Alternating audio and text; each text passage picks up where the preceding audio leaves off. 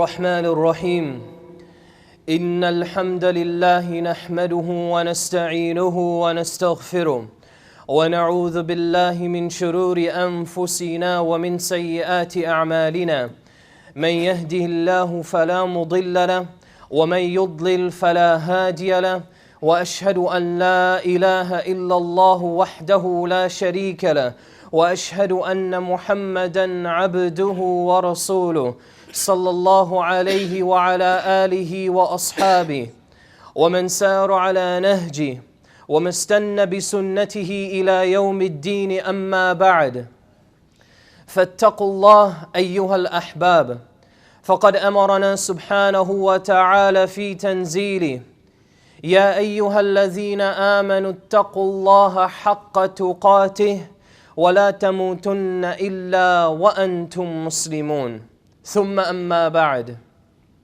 My brothers and sisters, today insha'Allah ta'ala the topic that I have for you is a topic that can never be worn out. It can never be dried down. No matter how many times you hear a topic like this, it should always hit some part of your heart. It should always sink into the deepest part of your life. And the topic, it is none other than the topic of al-akhlaq, the etiquettes and the manners of a believer. Now the first thing that I want to say to you, brothers and sisters, I am not going to tell you the benefits of al-akhlaq, because this is something that should be understood.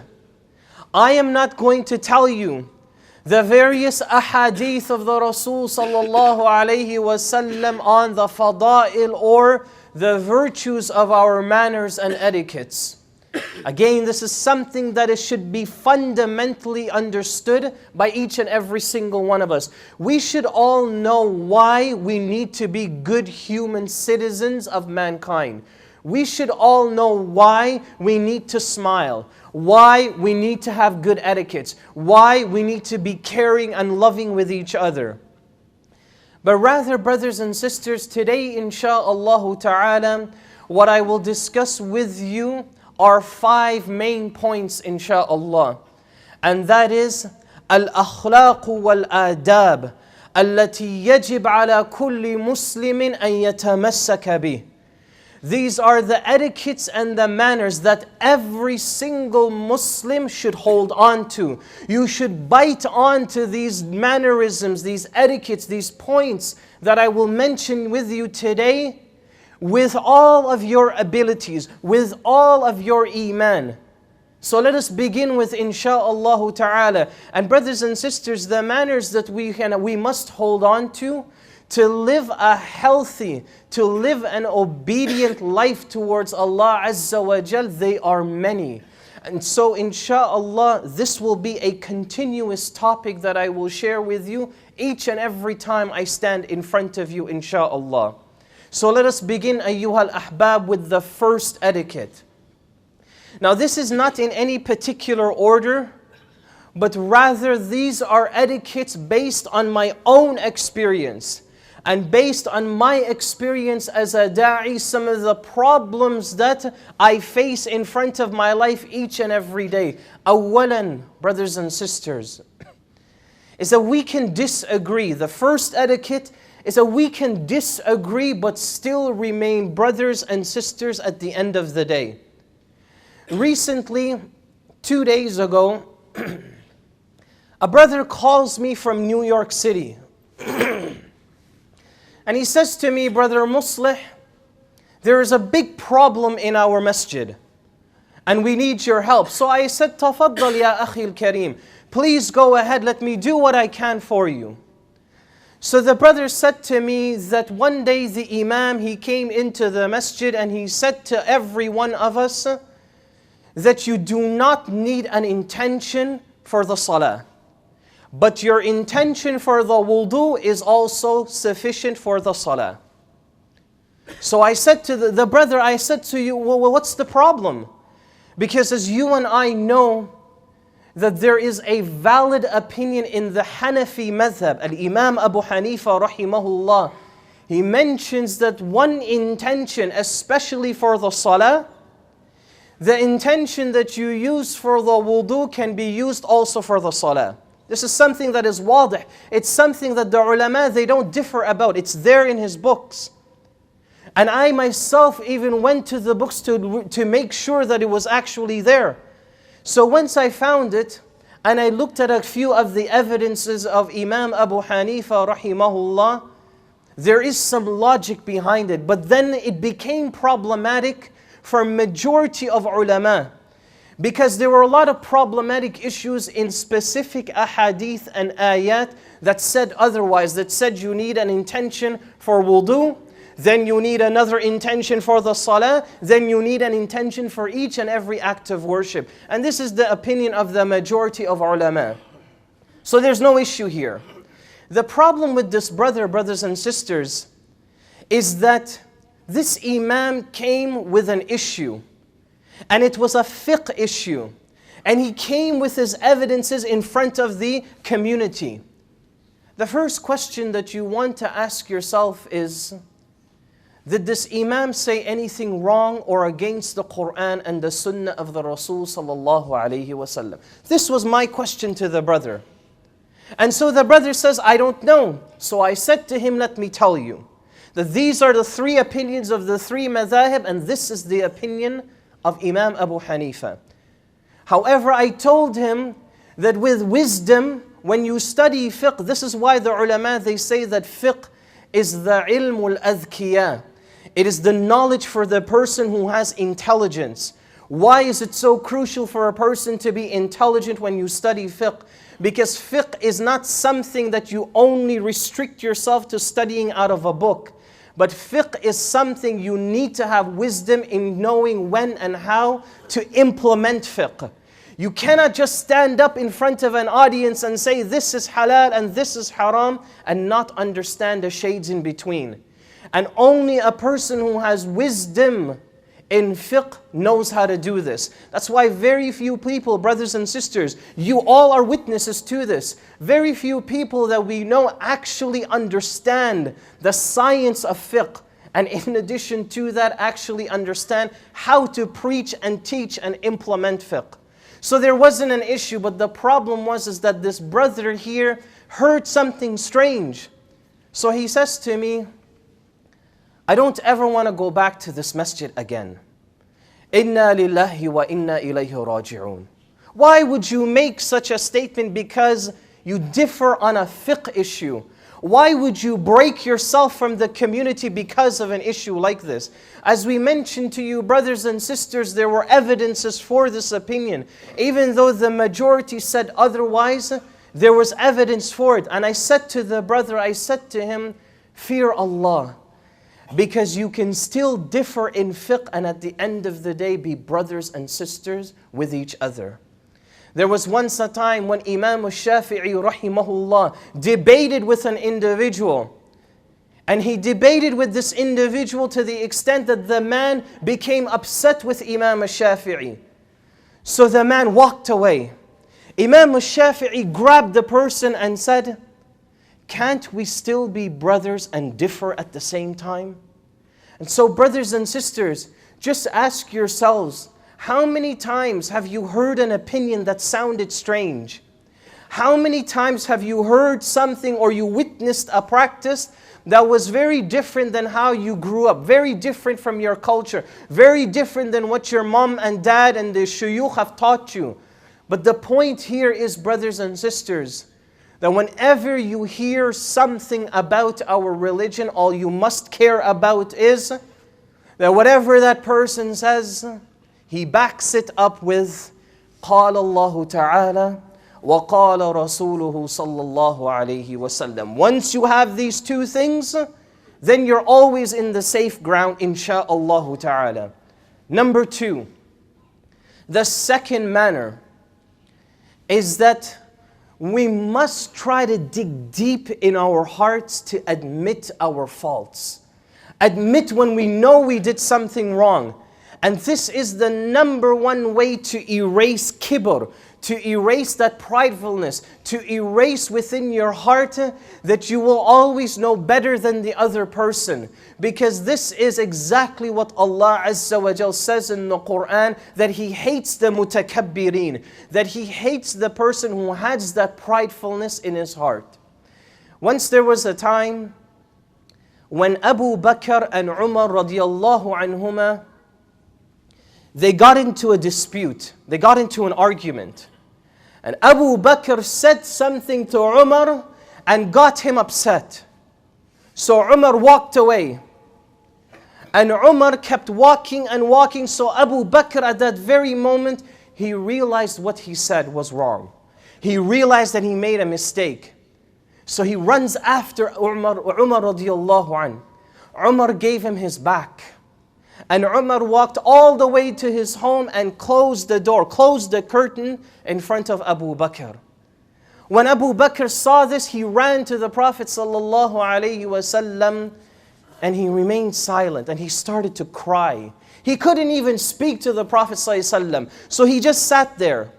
Eventually, later on, Umar gathered himself and he came out of his home and he came to the Prophet sallallahu alaihi wasallam and he told him what happened. He said, Ya Rasulullah, this is what happened between me and Abu Bakr, and this is what he said to me, and this is what I did to him. The Prophet ﷺ looks at Umar and became extremely upset. And became extremely upset. And he looked at the rest of the companions that were there and he said to them, leave my companions alone. Imagine he's saying this to the companions themselves. And he's saying, leave my companions alone. Leave my companions alone. What is he saying here? He's saying to the companions, don't have these things, don't have these problems tied between yourselves. Leave each other alone. If you're wrong, admit it and continue with your lives as normal.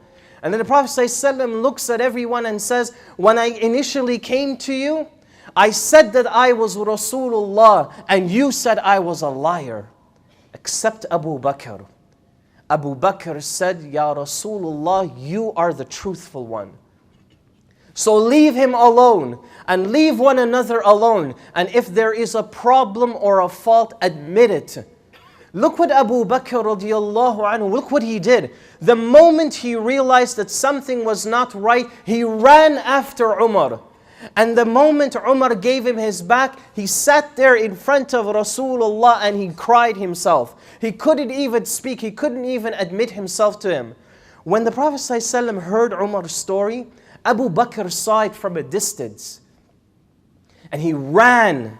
He ran up to the Prophet ﷺ and he said, Ya Rasulullah, it was my fault, it was me. I was the one who did this. So he takes all of the blame. He doesn't say, Umar said so and so to me, that's why I reacted. He doesn't try to justify this in any way. He takes all of the blame for himself. Brothers and sisters, any single time in your life, you know you did something wrong, you have one of two choices that the ulama advise us. Either you admit it to yourself, but if it involves someone else, admit it to them and ask Allah Azza wa Jal to forgive you. Ask Allah Azza wa Jal to cleanse you. Ask Allah Azza wa Jal to erase kibr and prideness from our hearts. Number three. Number three is a very important one. And this is based on an observation even from myself, many of the other instructors, many of the other du'at, and many of you here today. And that is part of the etiquettes that you must hold on to, is looking after one's appearance. Looking after your appearance, how you look. There is an important narration by Jabir ibn Abdullah radiyallahu anhuma. He narrates that once the Rasul sallallahu alayhi wasallam was coming over to my house. And as he was coming over to my house, he walked by a man that had hair that was very messy. And the Prophet ﷺ looks at this man and says, don't you have a comb that you can keep yourself tidy? There's another narration where the Prophet ﷺ saw a man that had clothing that was very dirty and it had an odor to it. And he says to the man, "Don't you have any water that you can wash your clothes?" Then the Prophet ﷺ in a third narration says, "Your hair, honor it. Honor the hair on your head." So when you see yourself, brothers and sisters, and I speak to even to myself, when you look in the mirror and you see that your hair is disheveled, it's messy, it doesn't look tidy, remember this goes against the practice and the etiquette of Rasulullah sallallahu alaihi wasallam. In addition to that, the Prophet ﷺ, being a man, always would wear perfume. There was once where Anas ibn Malik radiyallahu anhuma, he mentions that the Prophet ﷺ's hand smelled so sweet, it felt as though that he took his hand and he placed it in a bucket of perfume. That's how sweet only his hand smells. It was said that the Prophet ﷺ one day, he went over to his wife Salama radiyallahu anha. And when Salama welcomed him in the home, she took a piece of leather and she placed it on the ground. And as you know, leather is impermeable, so there's no water that can absorb through leather. Now all of us, we know that in the desert it's very hot, so the Prophet ﷺ laid down and he slept there. And as a result, he started to sweat. The next morning, Salama saw that there was a pool of sweat on this piece of leather. So she goes back into a part of her home and she gets a little bottle of perfume. And she empties that bottle. She throws it away. And she takes the sweat of Rasulullah sallallahu alaihi wasallam and she pours it into the bottle and she uses it as her perfume for the rest of her life. Brothers and sisters, why do I tell you this? I am certain, insha'Allah ta'ala, that these words that you just heard, it must have hit your heart in some way. There was a part in your heart at this very moment, I'm confident, insha'Allah, to say this in front of you. It hit home somewhere. It probably made you think about something. It probably, insha'Allah, make you think that tomorrow when you wake up, you're going to make sure that your appearance is beautiful. You're going to make sure that insha'Allah your odor is pleasant. You're going to make sure that when others they see you, they will smile every time they see you because of your appearance. This is one of the most easiest and most fundamental practices that we can implement. And this is a part of our deen. It is a part of our iman. It is a part of being Muslim. Number four, brothers and sisters, is the generosity of each and every one of us. You must be generous with each other. You must have a heart that has some level of givingness in it. And the reason why I say this is once there was a time when Abu Hurairah radiyallahu anhu, he was sitting in a path and he had a stone tied around his stomach. Why did he have this stone? It's because he was starving. He had no food, and this was the way to constrict that hunger in his stomach. So he sat in the middle of the path. Abu Bakr walks by, so Abu Hurairah stops him and says, "Ya Abu Bakr, I have a question to you about a verse in the Quran." So he asks him the question. Abu Bakr gives him the answer and he walks away. In the narration it mentions, I was hoping that Abu Bakr would invite me to come along with him so that I could get something to eat. But it didn't happen. Umar radiyallahu anh is the second person that walks by in that path. And when he walks by, Abu Hurairah stops him and says, "Ya Umar, I have a question to you about a verse in the Quran." Umar gives him the answer and he walks away. And Abu Hurairah says, I was hoping he would invite me to come along so that I could have something to eat. The third person that walks by in this path is none other than Rasulullah sallallahu alaihi wasallam. Now look what he does. He sees Abu Hurairah from a distance. And right away he notices that something is wrong with his face. He notices that Abu Hurairah looks a bit pale. So he starts to smile. And he says, "Ya Aba Hurairah, And he responds and he says, Labbaik ya Rasulullah, I'm here at your service. And the Rasul sallallahu alayhi wasallam says, come with me. And he invites him over to his house. And when Abu Hurairah goes over to his house, the Prophet ﷺ sees a container of milk inside of it. And so he says to Aisha, who brought this milk here? Aisha says that somebody gave it to you as a gift, Ya Rasulullah. And so the Prophet ﷺ takes that milk and he gives it to Abu Hurairah. But it doesn't stop there. He tells Abu Hurairah, call the people of Ahlul Sufa and invite him over to the house. Ahlul Sufa were the guests of Islam. They were one of the poorest people in Medina. So the Prophet ﷺ says, bring all of them to my house and give them this milk. Abu Hurairah starts talking to himself and he says, I thought I was more deserving of this. I thought I was the one who needed this. But I can't disobey Rasulullah, so I obey. He gives it to the people of Ahlul Sufa. He serves each of them until the milk is done. The Prophet ﷺ looks at Abu Hurairah and says, you're the only one left.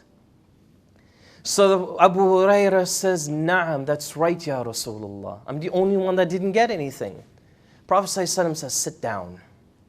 He takes his fingers and he places it in that container.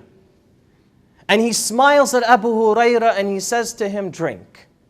So Abu Hurairah starts to drink and drink and drink this milk until he's satisfied. He gives it back to the Prophet ﷺ. The Prophet ﷺ says, no, continue drinking. So he continues to drink until he's reached his capacity. And he gives it to the Prophet ﷺ. The Prophet ﷺ says, continue drinking. And he says, Ya Rasulullah, I can't fit anything else in me anymore. I can't drink anymore, I am full. And the Rasul sallallahu alayhi wasallam drinks the rest of the milk himself. Be generous, brothers and sisters. Because wallahi, the ulama, they say that generosity is the #1 avenue that humbles the heart and softens you when you deal with the people around you. Insha'Allah, we will conclude with the final point in the second part of the khutbah. أقول ما تسمعون وأستغفر الله لي ولكم ولسائر المسلمين من كل ذنب فاستغفروا إنه هو الغفور الرحيم.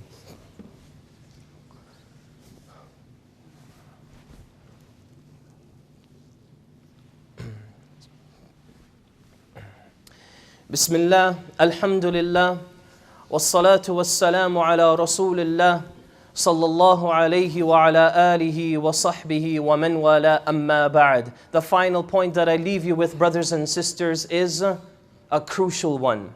This is the only one that you can take from today, insha'Allah fayakfi. It is going to be enough. And that is to control the tongue. I won't tell you that it is haram because we know this. We know that if we are loose or careless with our tongues and we backbite or say things that are haram, we know the result or the consequence behind this. I will only narrate to you one hadith that is found in the Musnad of Imam Ahmad and the Sunan of At-Tirmidhi. The Prophet ﷺ tells us that every day when you wake up in the morning, your body limbs, they humble themselves to your tongue.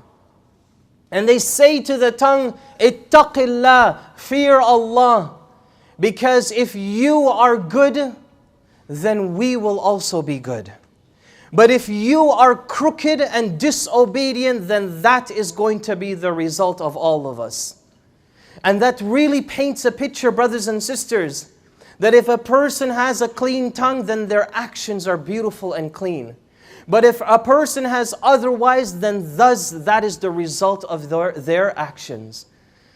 Ibn al-Jawzi, rahimahullah, he mentions, it's so ajib, it's so strange, that a person can stay away from stealing, can stay away from zina, can stay away from crimes, can stay away from all of these major problems in their life, but still cannot control their tongue. It's just something to really think about. It's just something to really hit home. And it's just something to really understand that in your heart, don't ever trivialize it. And so these are the words that I leave you with, brothers and sisters. We ask Allah Azza wa Jal that these 5 etiquettes that are mentioned to you today, we ask Allah Azza wa Jal to affirm them in our hearts, to affirm them in our actions, and to affirm them in our way of life. And all of the beautiful etiquettes that beautify the Muslim, we ask Allah Azza wa Jal affirm them in our actions, affirm them in our hearts, and at least affirm them in our intentions. We send peace and blessings to our Rasul sallallahu alayhi wa sallam. كما أمرنا سبحانه وتعالى في تنزيله إن الله وملائكته يصلون على النبي يا أيها الذين آمنوا صلوا عليه وسلموا تسليما. اللهم صل على محمد وعلى آل محمد كما صليت على إبراهيم وعلى آل إبراهيم إنك حميد مجيد. اللهم اغفر المسلمين والمسلمات والمؤمنين والمؤمنات الأحياء منهم والأموات إنك قريب سميع مجيب الدعوات. اللهم انصر إخواننا في كل مكان يا رب العالمين. اللهم انصر إخواننا في كل مكان يا أرحم الراحمين. اللهم انصر إخواننا في كل مكان يا أكرم الأكرمين. اللهم إننا نسألك الجنة وما قرب إليها من قول وعمل، ونعوذ بك من النار وما قرب إليها من قول وعمل. ربنا آتنا في الدنيا حسنة وفي الآخرة حسنة وقنا عذاب النار. سبحان ربك رب العزة عما يصفون وسلام على المرسلين والحمد لله رب العالمين.